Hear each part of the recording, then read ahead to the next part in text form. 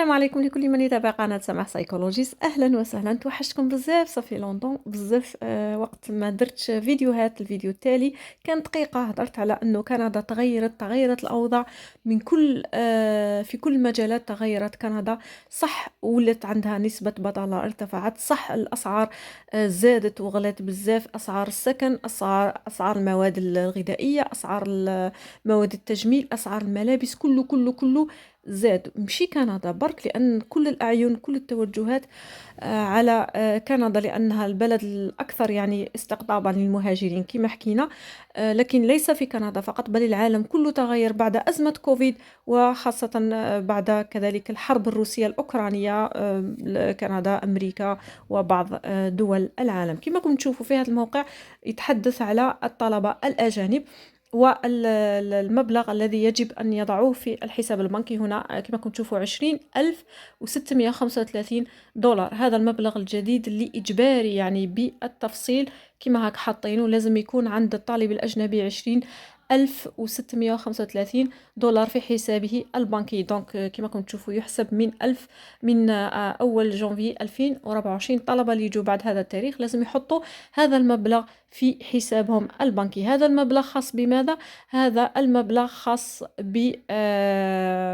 بمصاريف المعيشة، يعني مصاريف الحياة، زائد كما كاتبين في الموقع. دخلوا على الموقع دوك، نحط لكم اللين تحت الفيديو.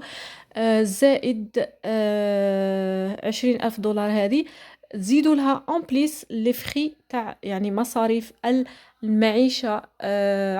عفوا سمحوا لي، زائد لي فخي تاع سكولاريتي، يعني مصاريف الدراسة. يعني إذا كان مصاريف دراستك مثلا في السنة 20,000 دولار مثلا، يعني هذيك 20,000 دولار في العام الأول. هذيك 20,000 دولار زائد المبلغ اللي تحطه في الحساب البنكي اللي هو اللي شفناه دوكا 20,000 دولار 635، يعني تولي 40,000 دولار و635. فريمون تضييق على الطلبة الأجانب، انهم يعني فريمون لازم يكون واحد بزاف غني، بزاف عنده دراهم باش يجي باش يدير يجي يقرا هنا في كندا. مانيش نقول لكم هكذا بس باش يعني نصعبها ولا، ولكن هذه الحقيقة، هذا القانون الجديد اللي داروه. دونك كما قلت لكم، والقوانين هذه في الفيديوهات القادمة دوك نوضح لم تمس بس الطلبة، بل هناك قوانين هاك جديدة اللي مست مثلا البرامج الأخرى للهجرة. شروط جديدة دخلت، كذلك أشياء خاصة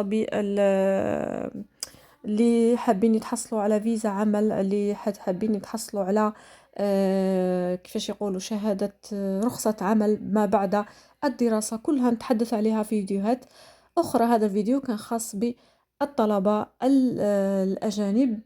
الناس راهي تسقسي، ممكن تقول لك هل هناك حل؟ الحل انه الواحد صح يكون حاط هدف.